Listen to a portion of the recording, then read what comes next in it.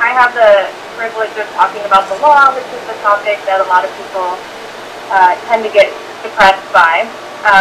So I'm going to try to make it as hopeful as possible, and I was kind of debating, should I talk about the barriers first and then solutions, or solutions and barriers? So I'm gonna get the difficult stuff out of the way and then talk about solutions and ideas for what man can do within the law. But I guess a little bit more about me. I co-founded the Sustainable Economies Law Center 6 years ago, and we do work on a wide variety of legal issues, educational projects, we do policy advocacy, we do legal advice clinics, and we have just come to realize that there are so many laws that are basically designed to prevent people from collaborating and sharing. And so we've started to learn about all these laws and catalog them and develop strategies for changing them. But it's a lot of fun, actually, to be learning about the law, and one of the things I try to encourage everybody to do is to start learning more about it, because we need to change laws everywhere.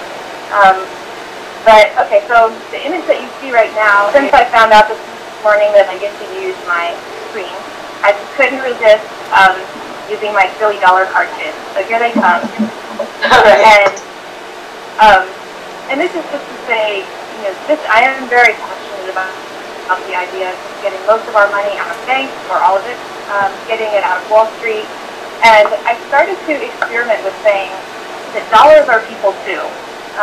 Because if you think about it,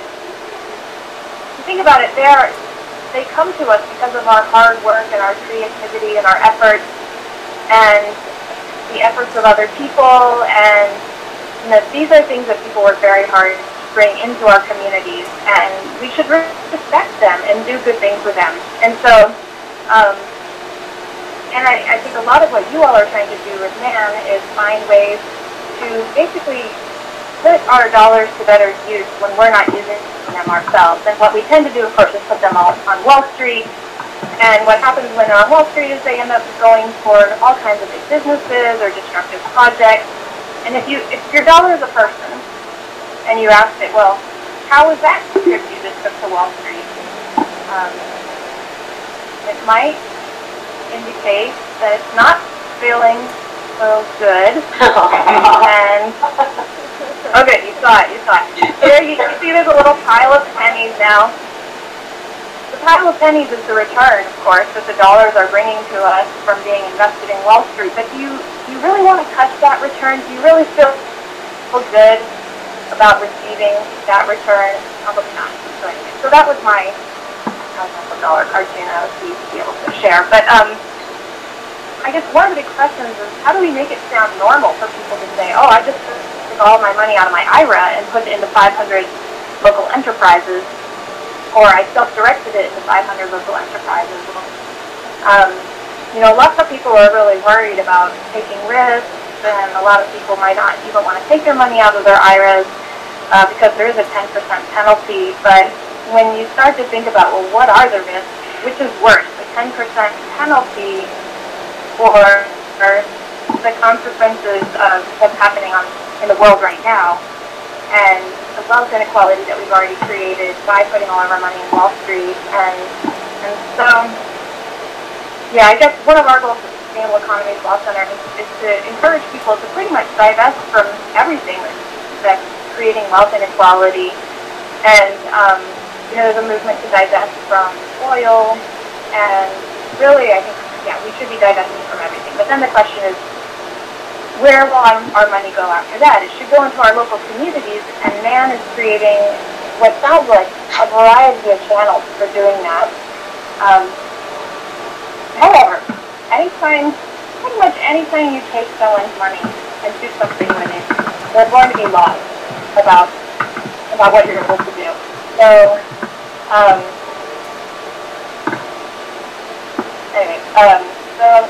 I'm just going to give a very brief overview of some of the types of laws that come up when you are receiving money, managing money, investing money on other people's behalf. And, don't be too intimidated by this list. I'm not going to describe all of these laws, but what I'm going to do on the next slide is basically give you an overview of the purpose of the laws, because if we understand what is the purpose of these laws, we can a little bit better understand what it's going to take to either change them or navigate them. And So one area of law is securities law, and those basically come up when you take someone's money either as a loan or as an investment, and those people basically expect their money back. They're expecting a return, and we have securities laws because we want to protect the investors or the lenders. If you're going to take their money, you need to be providing them with a lot of information. You need to prove that you have a relatively viable business model before you can take their money. And then complying with securities laws as a result involves a lot of paperwork, registration, commitment to the oversight of securities regulators. So yeah, securities laws is a little bit different from banking and trust laws, where you're taking someone's money for a slightly different purpose. They're basically depositing it with you, and then you're going to be able to lend or invest it. And in that case, people definitely expect their money back. So the fact that they're definitely expecting it back creates even a higher threshold of, or duty of care to use that money in ways that will prevent loss. So finance lender laws is kind of the other way around. It's a different group of people that's being protected, which instead of trying to protect people who are lending their money, it's protecting people who are borrowing money and protecting them from having unreasonable terms on their loans. And you can still hear me all right, right? Yes. Yes, I have a quick question now, just for our note-taking requirements. Will you be sharing these slides with us? Yeah, I will. Yeah, because I realize there's a lot of words in there. Yeah, great. And then I just want to invite anyone in the room who's having a hard time hearing, please just come closer to the speaker, because this is the loudest we can get it. Okay, go ahead. Okay, and I'll try to talk right into the microphone. Yeah, and it's going okay. No one's moving. Okay. So, yeah, so basically a finance lender law is if you're somebody or if you're an entity that is making loans to people, and usually these laws only apply if you're routinely making loans as opposed to just doing one or two, then there's a lot of requirements about the terms you set for those loans or how you explain to the consumer, what are the repayment terms and so on. So it's all of the, disclosures that you get on your credit card statements and that kind of thing. So then there's money transmission laws and anti-money laundering laws. They tend to get lumped together, but there's two different purposes. And they apply when you're an entity that's going to take money from one person and transmit it to another person. And there are laws to protect the people in those transactions so that you don't lose their money somehow in transit. And there are also laws that help the government track these transactions and make sure that people are not laundering money through money transmission. So a lot of these laws are about crime prevention. So insurance laws, that's when you're taking someone's money and they expect you to basically bail them out of a mishap as part of that agreement. And again, there needs to be laws to protect people and ensure that that will in fact happen and the funds will in fact be there. I brought up, there are a lot of laws, of course, but I've also added a couple more to this list because they might be particularly relevant to the man, which is employment laws. They come up when you're compensating people for the work they do. And this may not come up so much in the lending circles that we're discussing now, but just in any arrangement where you are giving somebody returns for putting in, say, X number of hours volunteering in the garden, you have to be careful because people could at some point claim they had the right to receive minimum wage in a certain form and to be covered by workers' comp and so on.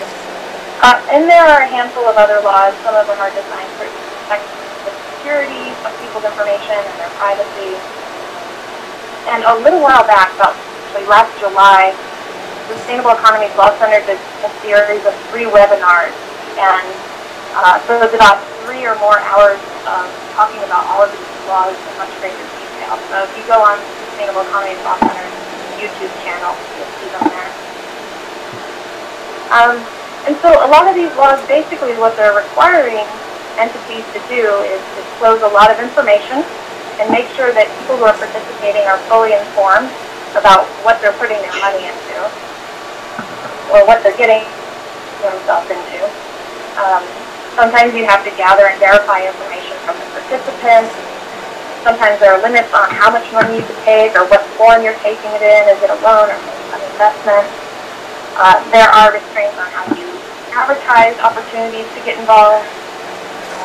A lot of times there are requirements that you have assets or bonds to secure people's money.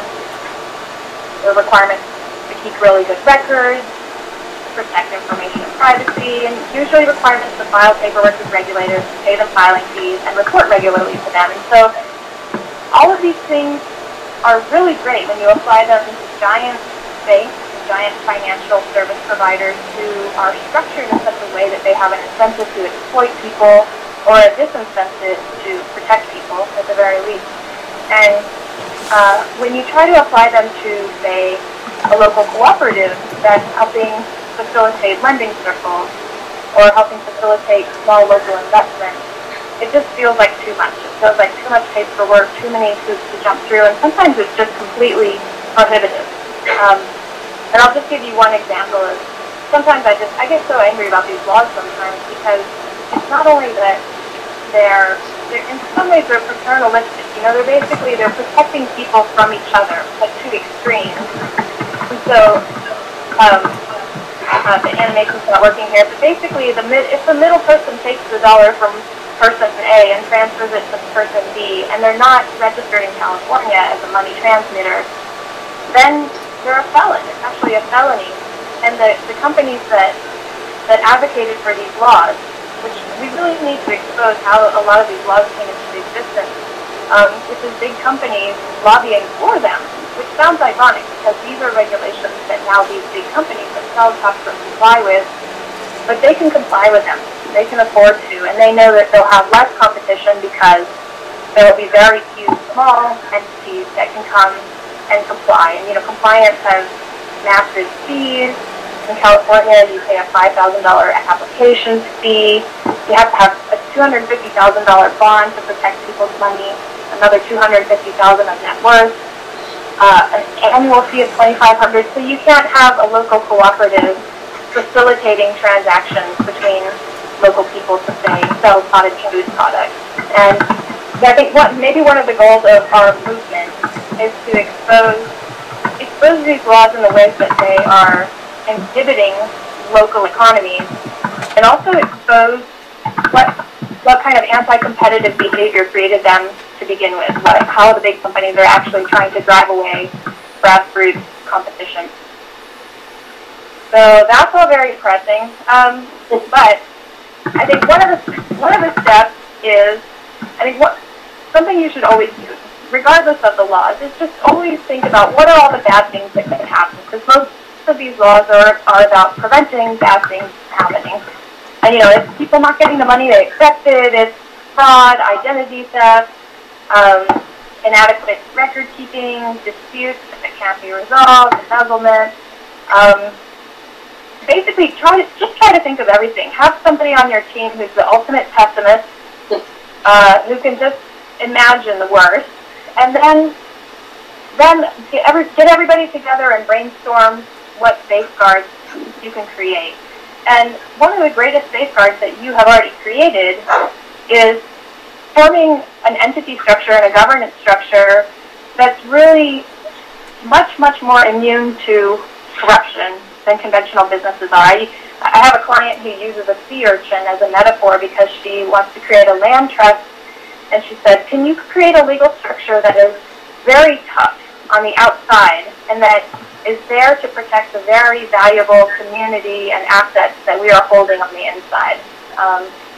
And cooperatives are one of those entities. Since I'm using an oceanic metaphor, I have sort of the contrast is in the conventional business world, you are creating a kind of a shark eat shark type of structure where you're designing legal structures to be able to swallow up other companies or be swallowed up and become ever more consolidated. But here's what you've created is basically you're creating a commons for the provision of financial support and financial services, and to the extent that everyone in society needs financial services, it should be managed as a commons. And I like to use David Bollier's definition of commons, which is that a commons can arise whenever a group of people decides that it wants to manage a resource in a collective manner, and the resource could be money, it could also be the services that help to channel that money, and you're doing so with a special regard for equitable access and long-term stewardship. So creating access to finance and financial services in the long term, equitably. And so I love his definition so much. I just look at everything in our world and I think we should manage everything like that. But especially financial services, given how much the current structures are destroying our world. And you know, a cooperative is so important because money doesn't buy power in a cooperative, and money doesn't buy profit in cooperatives. And those are the two very, very distinct things in the legal DNA of cooperatives that prevents the corruption from being as common as in conventional businesses. So there are a lot of laws to change, and I just want to empower you for a moment to feel like, you know, every person maybe in their lives should take responsibility for changing one law, because there are a lot to change. Just kind of add it to your to-do list in life, is to make one law, or a few. And I wanted to just encourage you to the fact that legislators really want your legislation ideas. And when I say make a law, I mean bring legislation ideas to legislators and basically shepherd the bill through the process and gather support from the grassroots, talk to other legislators and get their support. And it's a very empowering process. And yeah, there are a lot of people who get elected without knowing a whole lot about, say, financial regulations, but they would appreciate being educated about them and getting bill suggestions. And so, yeah, and I think actually inexperienced people have a competitive edge when it comes to making laws because they're speaking as everyday people who are affected by the laws. And legislators, I've heard, find it kind of refreshing when someone walks into their office and it's, you know, a real person and not a lobbyist. So I also think that a lot of the financial regulations we need to change won't be that hard to change. They tend to get bipartisan support when we basically remove barriers to local economies. You know, Republicans like it when you loosen regulations a little bit, and then if you're loosening them with the sole purpose of creating grassroots economic opportunity, then people see it also as a social justice issue. So we've had the pleasant surprise of bringing some bills related to financial regulations that have actually gotten a lot of support.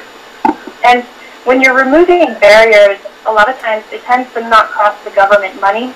If you're bringing another kind of legislation where you're asking the government to create programs, it's very hard. They'll say, oh no, we don't have money for that, but changing regulations is a lot easier. And sometimes what you're doing is just altering the existing law. You're not creating a whole new legal framework. You're just reading the law as it is and you're making changes to it. You're modifying the existing code, which means it's a little easier.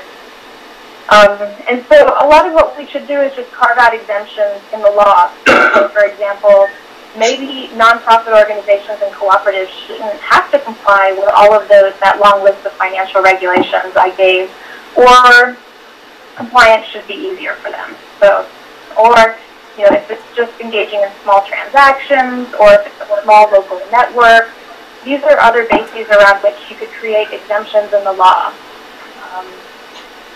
to just make it more nuanced and more applicable to what people actually want to do. And one of our strategies in California lately has been seeking exemptions for socially and environmentally beneficial activities. So we have a bill in the legislature right now. Actually, it's called the Local Economies Securities Act. We changed the name. But, so it reduces barriers to people putting money into each other's renewable energy projects, into worker co-ops, and into farmland purchases. So, also, don't be afraid to draft legislation. It doesn't always have to be in legalese. Sometimes, or most of the time, the legislators have lawyers in their office who do the drafting for you. So you just need to basically tell them what you want. Maybe you want to say, our goal is to exempt cooperative corporations from the requirement to register as a money transmitter. And that might be all you have to do. And of course, changing laws is a great way to make friends, because you usually need a team of people to do it. And so, yeah, that's what Sustainable Economies Law Center has been doing. We've made a lot of friends that way. We've made a lot of laws that way.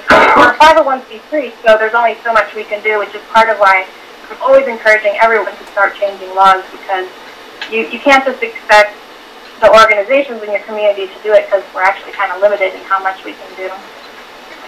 Yeah, there's our Local Economy Securities Act and an article in the San Francisco Chronicle about it. Okay, so that was the law. That was some of the legal barriers, but I guess right now I want to just give some ideas for ways that you can kind of hack the law. Take the existing law, read it carefully, and find out what can you do within the law. So maybe, should I take a quick break and just see if there are any thoughts or questions? Sounds good, yeah. So I'll just go this way around with hands. Go ahead, Lori. Do I understand correctly or incorrectly that money transmission laws make mutual credit systems illegal? You know, that is actually a question, and it's a question that each state will have to answer separately. But California answered it by saying, if you are a mutual credit system, I can't remember exactly how they phrased it. They didn't phrase it all that skillfully, but what they meant, or what I believe they meant, is that mutual credit systems are exempt. So I think that actually gives hope that if California regulators have said that, you might actually get other state regulators to say that as well. It seems to me, I thought, even from our earlier conversation, that because it was more transmitting money from one person to another, for money transmitter laws, it seems less applicable also than having pooled money that is just going into an account and withdrawn from an account. Yeah. Yeah, you know, there could be some sort of financial regulation that in the end does apply to it. And in fact, the Bank Secrecy Act, which is about preventing money laundering, if you read that, it does make it sound a little bit more like it does apply to mutual credit. So, yeah, it's actually a pretty complicated thing to answer, but in the webinar that I did, it's called Legal Basics for Alternate or Community Currencies, Part 2. I talk a lot about the nuances of how to interpret that law. Grant? Around loan funds, isn't it true that if you don't offer to pay interest, then it's not considered a security, and so securities laws don't apply? You know, that might be the case in 33 states, and then there's 17 states where they basically say if you're taking anybody's money and putting it at risk, even if they're not expecting a return beyond principal, then it's a security. But in the other 30 states, I've been making interest-free loans without having them be considered securities. So that's, yeah, there might be hope there. Do you have a list of the states? Yeah, the Single Economies Law Center has a website called theenterpriselaw.org, and the list is on there somewhere. And the test is called the Risk Capital Test. And so if you're in one of the 17 states that applies the Risk Capital Test in determining what is a security, then you have to be very careful about taking anyone's money on anyone's terms. But the other 33, you're a little safer. Can you repeat the website again? Yeah, communityenterpriselaw.org. Would you be willing to pull it up on your screen, Janelle, just so we can take a glance at that while you're sharing? Or I could do it after you're done sharing. Yep, I'm going to do it right now. So you're seeing my Google right now? Not yet. There's just a little time lag, I think, between when you change your screen and when it changes here. But I don't know how much. Okay. Well, I'm on communityenterpriselaw.org now. Okay. And on there, there's 4 key topics. One of them is financing. You click on that, and you go to a securities law primer. There's a handful of different.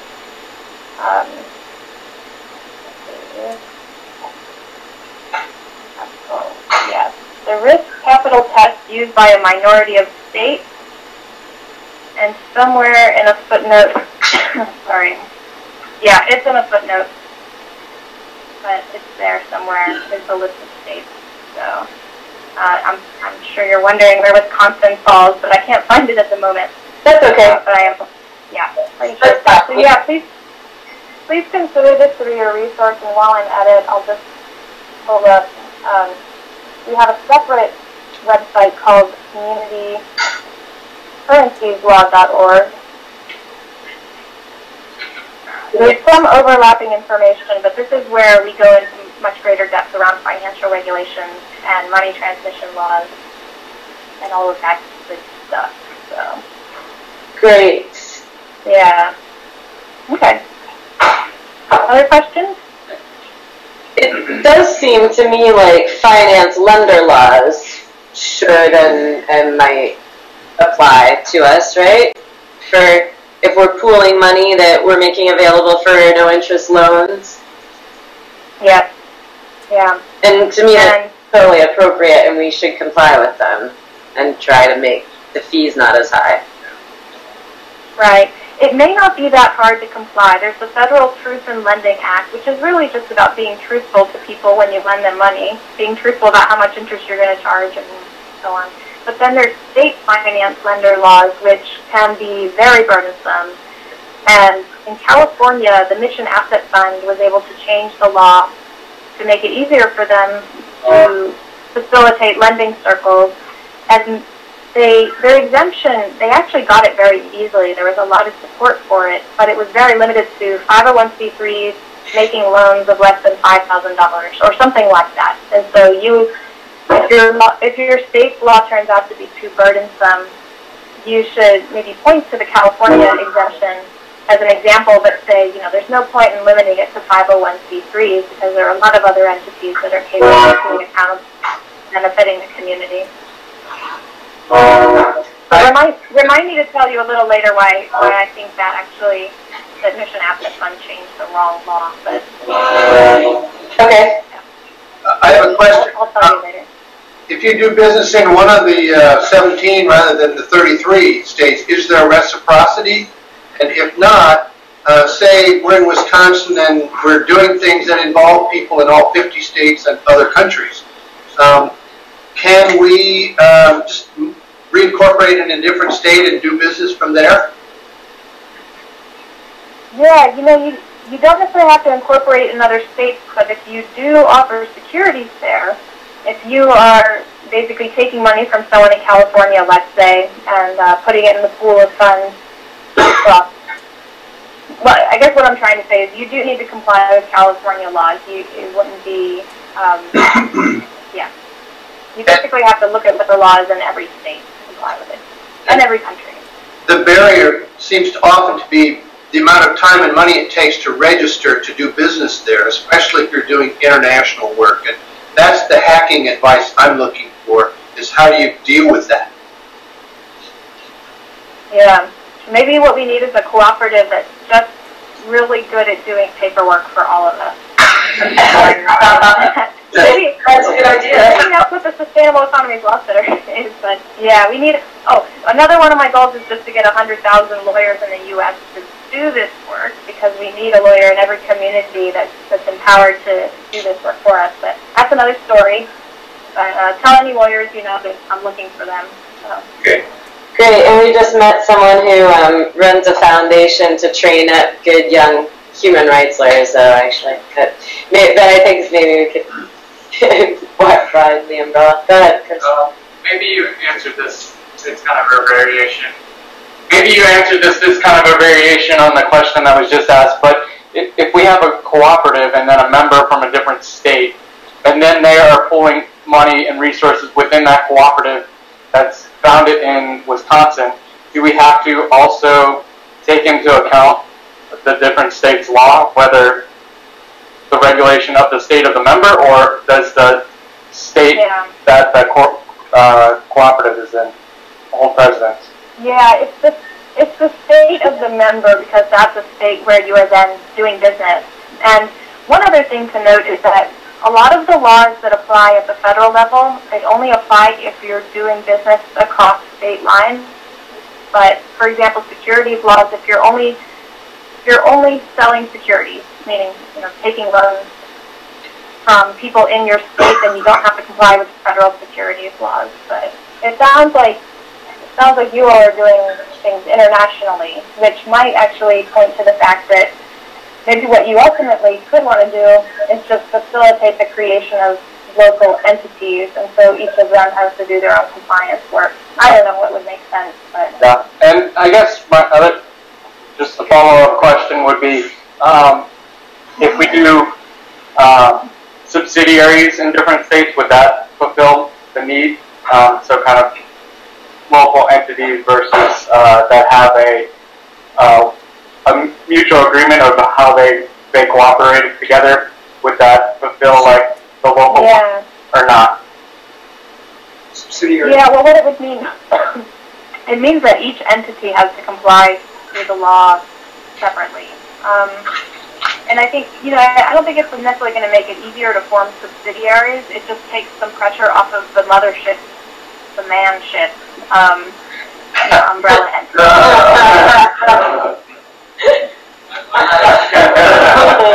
Well, and it is explicitly a goal and plan for us to, for every pilot site agrees that they will do the legal research that applies to their location, and that's the point. And one thing that I doubt anyone assembled here has this assumption, but a common assumption when I talk to people about this is people just kind of assume that we don't ever want to deal with taxes and laws and stuff. It's explicitly the point of this is that we're creating the appropriate legal and financial structures. So we want to deal with the laws appropriately, and we are ready to change the laws when we need to. Yeah. Other questions? Yeah, that's why I put this.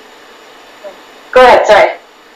Go ahead, Janelle. Oh, I was just going to say that's why I put disco balls in slides and try to emphasize that this can be fun, because I have the whole California Securities Code pasted into a Word doc, and I love to read it because I feel like I'm solving a mystery. I love kind of going through and highlighting and making notes, and I'm hoping that kind of passion for this type of problem solving will be contagious enough that there'll be a lot of people maybe in your network who enjoy doing this and organize hackathons. And so yeah, I think we'll be more empowered if we're not scared to just bite the bullet and do the compliance work.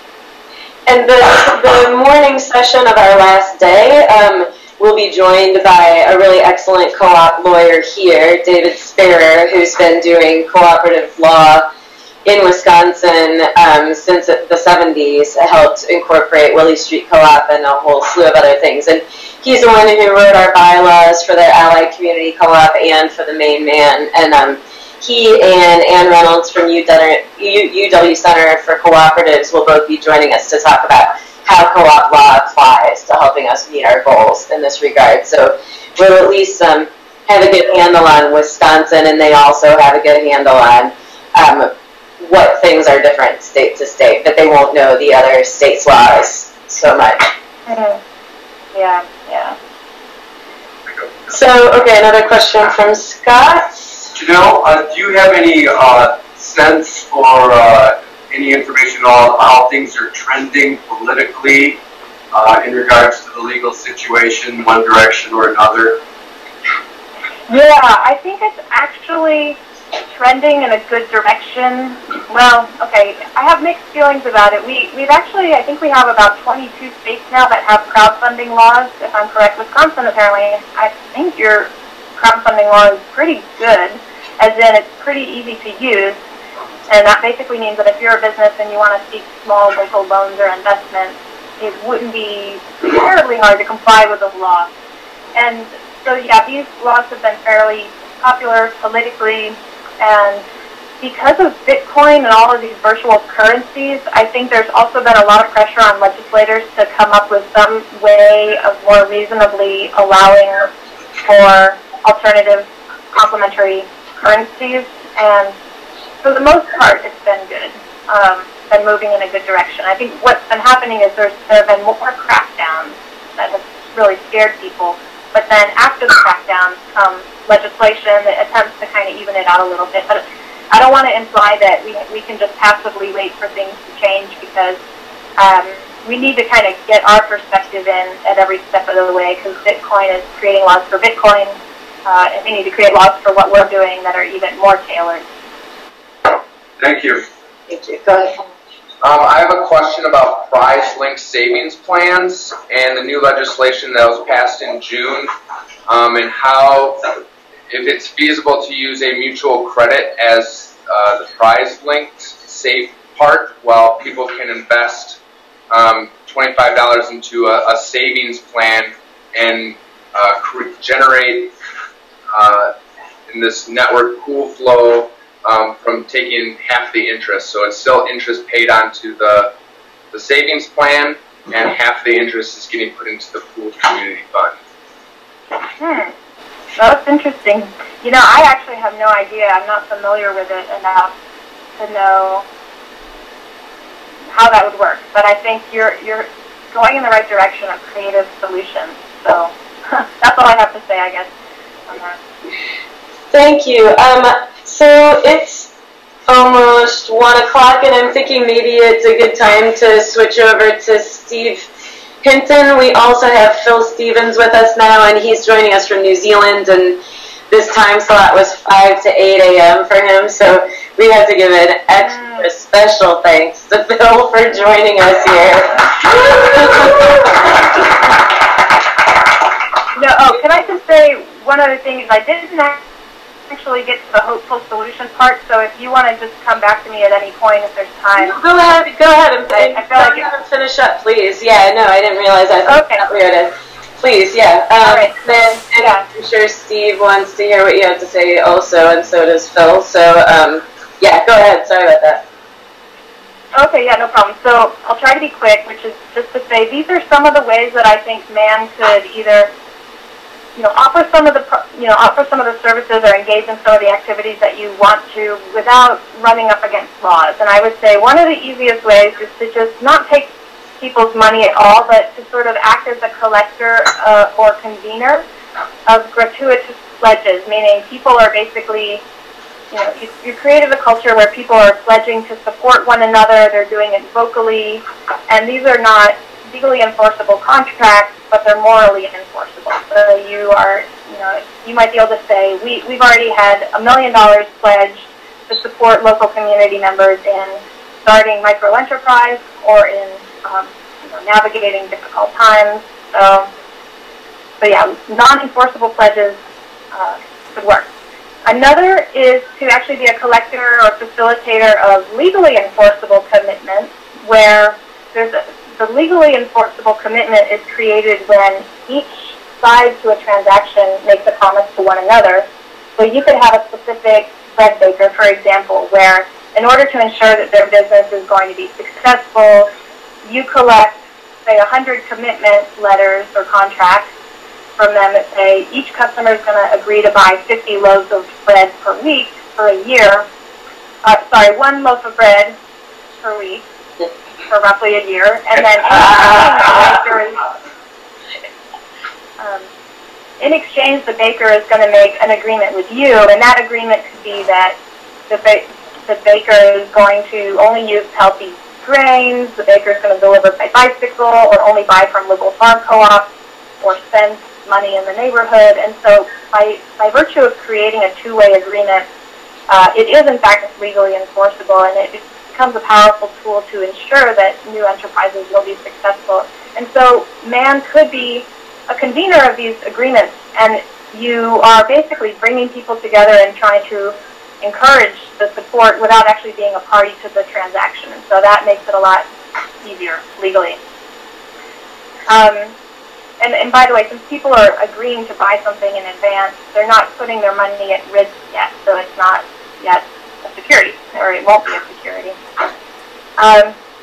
You could also be a facilitator of person-to-person lending circles, which I am going to distinguish from mission asset fund style lending circles, which is if you bring together, say, groups of 11 people, and they make promises to each other that the first person receives a $3,000 loan, and in that moment of receiving the $3,000 loan, write 10 different promissory notes to each of the other 10 members of the lending circle that says, I promise to pay you $300. And then there comes a month when you're rotating these loans, and each person gets paid $3,000 ultimately. But so again, this is a situation where man is not a party to the transaction, but just bringing people together. Maybe people are using the local office of man to come together and meet. And I distinguish this from what Mission Asset Fund does, which is, and this is not a critique of Mission Asset Fund, but it creates a little bit more legal difficulty, which is that what Mission Asset Fund in San Francisco is doing, and now they're starting to do it across the country, is they are facilitating quote-unquote lending circles by receiving all of the money from the participants and then making direct loans to those participants. So MAP, Mission Asset Fund, is kind of a middleman in that case, or taking part in the transaction. And this is very wordy. These are just some notes that I had taken about it. But so they're not actually facilitating person-to-person transactions. People aren't actually exposing each other to risk because Mission Asset Fund is the one that's making the loans. And in fact, sometimes people don't even meet in person. But I think this model in many ways is kind of brilliant because it's creating the appearance or the feeling of being accountable to a circle of people and turning every borrower into a recruiter because there's a sense that you can't receive a loan until you build out the full circle. And then this is the hard part, which is that people start to pay off loans before they even receive them. So people are paying, say, $50 a month to Mission Asset Fund with the knowledge that at some point during the year they're going to get, say, a $550 loan or something. So that actually, to me, tells me that Mission Asset Fund probably needs to change more laws in order to be fully legal.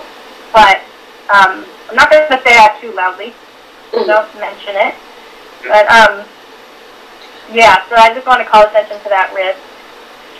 So another role that man could play is to be a network of people who are just building relationships with each other, because in some state securities laws, simply having a relationship with someone makes it easier to ask them for money. So if you're starting a business, you can ask up to 35 people in California who you already have a pre-existing relationship with. And that relationship has to be enough that they know about your business sense, they know about your financial savvy, enough to be able to assess what kind of risk they're getting into. But there's actually these groups called LIONS. I think it stands for Local Investment and something Network. And yeah, so one of their goals is just to build these relationships so that people can make loans to each other or investments without having to jump through more extensive securities lawsuits. Man can also create opportunities for people to get financial training or hands-on business experience, because I'm just showing you California's securities exemption and the federal securities exemption. In California, you could also invest money in a business if you have business or financial experience enough that you can assess the risks and protect your own interest in that transaction. And so if everybody were to say take a 3-week course on financial and business something, that could in fact empower them to be more freely make investments in their local community. And so otherwise it's primarily accredited investors, which are very wealthy people, roughly 7% of the population, who are able to make investments freely in the local economy. But unaccredited investors, one of the ways you could do it is by having this kind of experience. And I think in California they say business or financial experience, which tells me getting some sort of hands-on experience is necessary, but the federal law just says knowledge and experience enough that you're capable of assessing your risks. And I also think we should reframe how we assess risks, because we know what our personal interests are. We know there's a risk we could lose our money, but we also know that if we don't invest in local communities, our planet and our civilization could completely crumble. So I think if we are a little bit more just vocal about how we're measuring these risks and what our values are and what our considerations are, it helps to prove to regulators that we know what we're doing. We're taking these calculated risks. Man can also create a network of financial advisors, because sometimes those people don't have enough financial experience on their own. Simply having an advisor who has that experience is enough, and that's under both California and federal law. And so, I'll encourage you to pull up Wisconsin or your state and look at the securities regulations and just see if there are similar types of exemptions. But yeah, creating a team of financial advisors who are available to support members when they want to invest in each other's enterprises could really break down a lot of barriers. I also know that you might be something like a steward of donated funds. So if people are donating money and they're not expecting it back, and then you're going to be donating it, there aren't a lot of legal barriers. But you could also set up a system where people do get to participate in the decision-making about how those funds are donated. And I think the fact that you're exploring sociocracy is really great, because people will have a strong sense of truly being involved. If you're receiving donated funds for the purpose of making local investments, this is where, of course, the financial lender law comes up, or the need to be an accredited investor yourself. And entities can become accredited investors based on their assets. You could also be the steward of a pool of funds that's there to meet members' needs. And this is what fraternal beneficiary societies were or are. Basically having people pay in a certain amount regularly and having that pool of funds available to help people in an emergency, although that creates, that could trigger insurance regulations. That's why I put the caution sign in there. But I think it's a really important and wonderful thing for communities to do. But yeah, it's going to require a little bit more compliance with the law. You could also receive people's money and then invest it and then transmit the return to them. But this is an extra caution here, because that could make you an investment company or a broker or some other type of activity that does require a lot of registration and oversight by regulators. Can I back up first? Yeah. So I am highly interested in the risk pooling model. So how would you suggest, where do we start to explore the legal obstacles for that? Should we start by talking with our lawyer here about it, or?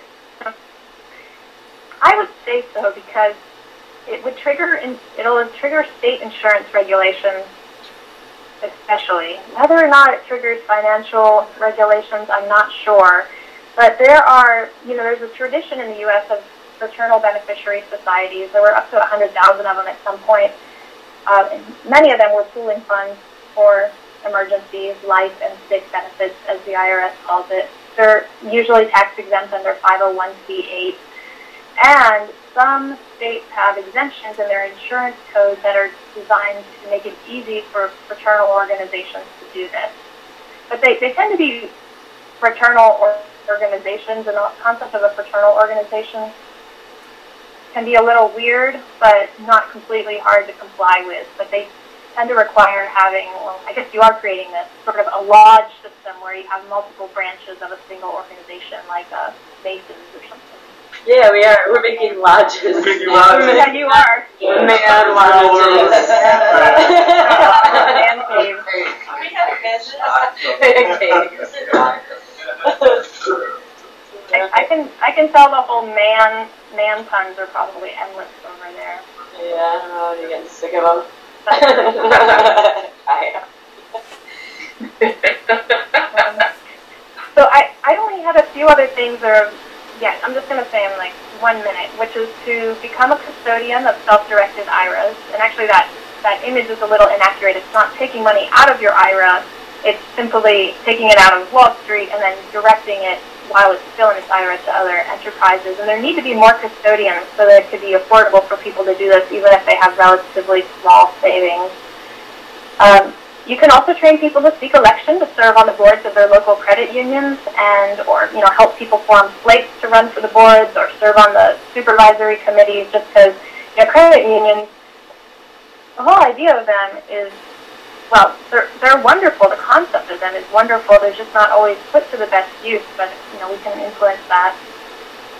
We did a really good meeting with our credit union the day after I talked to you, and they seemed quite interested in I mean, we will put our first savings pool there, and they welcome that, but they seem very interested in partnering with us to explore it more thoroughly. And we also asked them to seed fund our first savings pools, and they seem pretty receptive. So we're pretty psyched about that. And they are very interested in, the people we met with as people seem very interested in having a role in ushering in a new economy. So I feel pretty hopeful about it. That's great. That's great. Just one question here. I was just wondering if I could just one other model, the share model that the Schumacher Society was coordinating in Massachusetts, where they would have their members deposit money into a shared account at the local bank or credit union, and then but those deposits, they could be withdrawn. There was just a period of time, a delay, say if you wanted to withdraw your money. But those funds then would collateralize loans that the bank itself would make, the small loans to people in the community.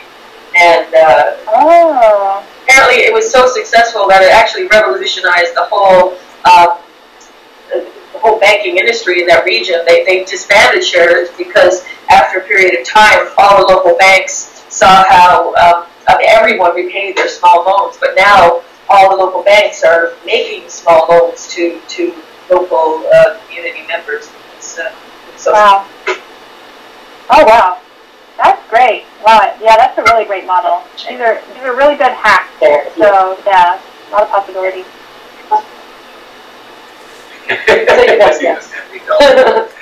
Alright. Did you have more, Janelle? No, this was just my last slide. It's just that, you could basically help people craft this investment portfolio of the future, really rethinking how they're going to diversify where their money goes, and it will look like this and not your conventional portfolio. That's all I have to say. Beautiful. Thank you very much.